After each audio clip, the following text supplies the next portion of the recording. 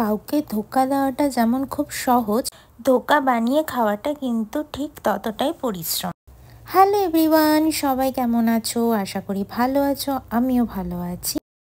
এখানে আমি দুটো ডাল নিয়েছি, হাফ কাপ ছোলার ডাল আর হাফ কাপ মটরের ডাল, সাথে একটা কাঁচা লঙ্কা, 1 ইঞ্চি আদা আর দুটো রসুনের কোয়া একসাথে নিয়ে বেটে নিয়েছি দানা দানা করে। এবারে আমি অল্প নুন আর অল্প চিনি দিয়ে ডালটাকে মিশিয়ে নিলাম।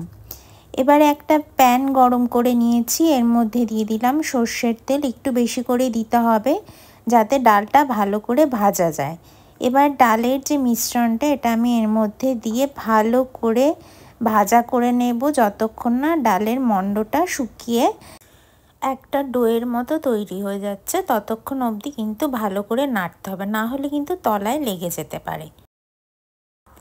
এবার একটা থালাতে আমি কিছুটা সর্ষের তেল মাখিয়ে নিয়ে তার ওপর ডোটাকে ঢেলে ভালো করে ছড়িয়ে কিন্তু ঠান্ডা করে নিতে হবে। যদি ভিডিওটা ভালো লাগে অবশ্যই ফলো করে আমার পাশে থেকো, আর অবশ্যই কমেন্ট করে জানিও যে তোমাদের এটা কেমন লাগলো। এবার ভালো করে সাইডগুলো একটু দেখে নিতে হবে, একটু মোটা করেই কিন্তু রাখতে হবে, তাতে বরফিগুলো কিন্তু খুব সুন্দরভাবে বেরিয়ে আসবে। তা আমি এটাকে ঠান্ডা করতে দিলাম, পুরোপুরি কিন্তু ঠান্ডা হতে হবে, না হলে কিন্তু বরফিগুলো ভালো হবে না। এখানে আমি আলু ইউজ করেছি, একটা আলুকে ডুমো ডুমো করে কেটে আমি ভেজে আগে তুলে রেখেছিলাম। এবারে আমি ডোটাকে বরফির আকারে কেটে নিচ্ছি। ছুরিতে একটু সর্ষের তেল মাখিয়ে কিন্তু কাটতে হবে।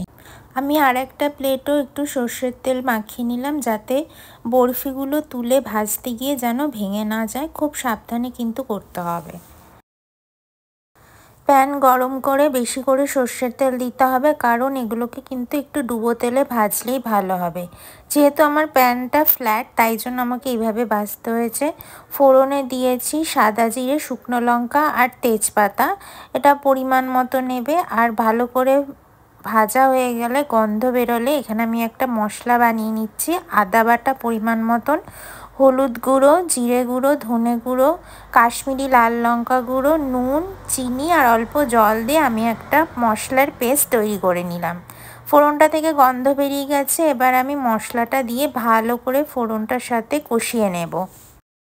অ্যাড করছি পরিমাণ মতন গরম মশলা গুঁড়ো, ওই 1 টিস্পুন মতোই আমি দিয়েছি। এবার মশলাটা কষে গেছে, এবার দিয়ে দিলাম অল্প পরিমাণে জল।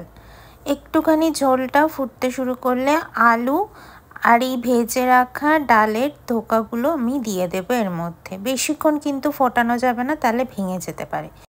অ্যাড করলাম 1 টেবিল স্পুন মতন গরম মশলা গুঁড়ো আর 1 টেবিল স্পুন ঘি। তো চলো টাটা, দেখা হচ্ছে নেক্সট ভিডিওতে, বাই বাই।